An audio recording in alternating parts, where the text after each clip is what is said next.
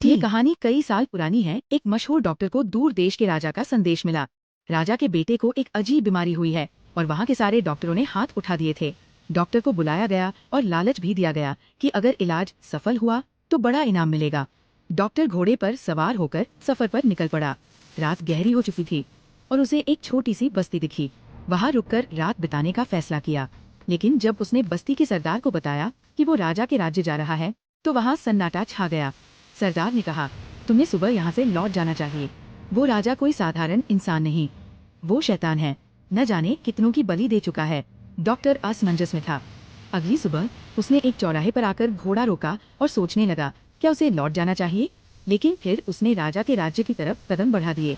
जैसे ही वो वहाँ पहुंचा और देखा एक समृद्ध शहर, बाजार भरा था, बच्चे खेल रहे थे, लोग व्यापार कर रहे थे। डॉक्टर ने राजा से मुलाकात की, उसके बेटे का इलाज किया और फिर वापस बस्ती की ओर लौट चला। मगर जैसे ही वो वहाँ पहुंचा उसके होश उड़ गए। वहाँ कुछ भी नहीं था, ना बस्ती, ना लोग, ना घर, कुछ भी नहीं। सिर्फ जले हुए लकड़ी के टुकड़े और कुछ बिखरे हुए कपड़े पड़े थे। कुछ दिन बाद राजा का संदेश आया कि उसका बेटा पूरी तरह ठीक हो गया।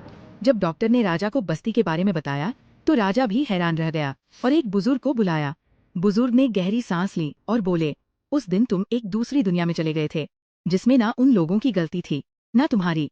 अगर आपको इस कहानी का पार्ट 2 चाहिए तो कमेंट में बताइए।